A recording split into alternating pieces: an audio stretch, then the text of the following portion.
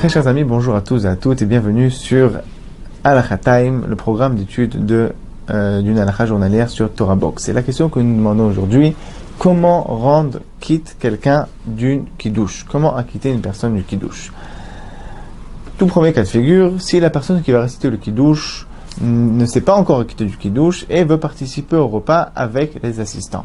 Cas classique d'une famille le vendredi soir où le chef de famille veut rendre quitte sa famille du kiddush. Alors il suffit d'avoir l'intention de celui qui récite le kiddush d'acquitter les assistants, l'intention des assistants de s'acquitter par la lecture de celui qui lit le kiddush, de répondre Amen, de ne pas parler au milieu, de ne pas interrompre, de ne pas penser à autre chose, tout simplement se concentrer sur les mots de la Beracha. Il faut également s'asseoir ensemble autour d'une même table, comme la Gemara dans Berachot, page 43 nous dit, et c'est rapporté dans le Shulchan Aruch, chapitre 213, que il faut donc, lorsqu'on veut rendre quitte quelqu'un d'une Beracha, il faut s'associer ensemble pour dire, voilà, on forme une seule unité. À l'inverse de la bénédiction finale, la Beracha Acharona, ou même lorsqu'on était assis ensemble autour d'une même table, chacun fera la bénédiction pour soi, parce que justement le repas est terminé et on va se séparer. Donc pour la bracha de Alamichia, de Boren Fashot, ou même pour le Birkat Amazon, lorsqu'on ne fait pas le Zimoun, lorsqu'on n'est pas trois hommes ensemble, chacun fera pour soi la bénédiction finale. Si maintenant la personne en question qui récite le Kiddush s'est déjà acquittée auparavant du Kiddush. Alors là, le Rosh, Rabbeinu Asher, un des grands Rishonim qui vivait en Allemagne, un rapport dans le dernier chapitre du traité Pesachim est rapporté dans le Shulchan Aruch, chapitre 273, alinéa 4.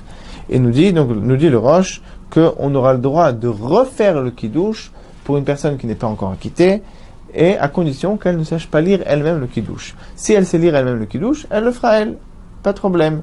Mais nous, on ne va pas la rendre quitte puisqu'elle sait lire. Par contre, si elle ne sait pas lire, on aura le droit de la rendre quitte. Comment est-ce possible? On est déjà quitte du Kiddush.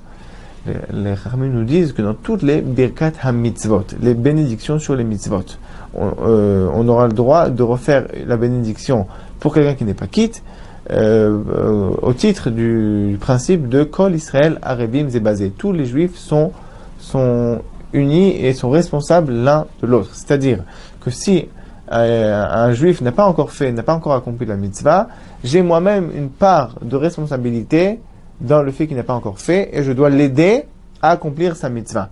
Donc, c'est comme si moi-même je n'avais pas encore accompli la mitzvah dans son intégrité. Donc, j'ai encore une possibilité de pouvoir faire la beracha sur cette mitzvah pour lui permettre, lui, d'être quitte par cette mitzvah.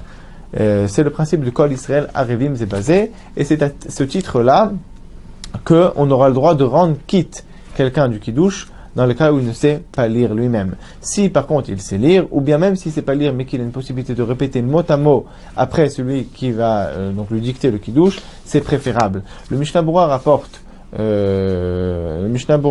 d'autres avis que même si on sait lire, on a le droit de rendre quitte. Et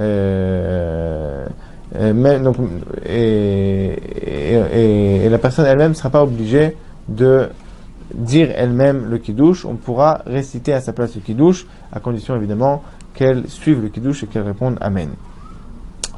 Si par contre la personne qui récite le kiddush, elle ne veut pas se rendre quitte du kiddush, car il veut faire le kiddush par exemple à l'endroit où lui va manger.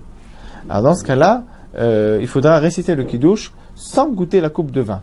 Comme on le sait, il faut faire kiddush bimkom seuda, le kiddush à l'endroit où on va manger. Or ici, on ne compte pas manger à cet endroit-là, donc on ne peut pas faire le kiddush, et il est interdit de manger et de boire avant d'avoir fait le kiddush. Donc en résumé, on a trois cas de figure. Le premier cas, c'est dans le cas classique, on veut acquitter quelqu'un du kiddush et on veut s'acquitter nous-mêmes par là. Le deuxième cas, c'est le cas où on est déjà quitte du kiddush, mais on veut acquitter quelqu'un qui ne sait pas lire. Dans ce cas-là, le Rosh, rapporté par le Shulchan Aruch, nous dit qu'on aura le droit de le faire au titre du principe de Kol Israël Arevim Zebazé. Et le dernier cas, c'est le cas où la personne qui récite le kiddush ne veut pas se rendre quitte par cette lecture et il veut faire le kiddush dans un autre endroit. Dans ce cas-là, il faudra réciter le kiddush sans boire la coupe de vin. Il faudra que la personne qui se rend quitte elle-même boit la coupe de vin. À bientôt à tous et à toutes.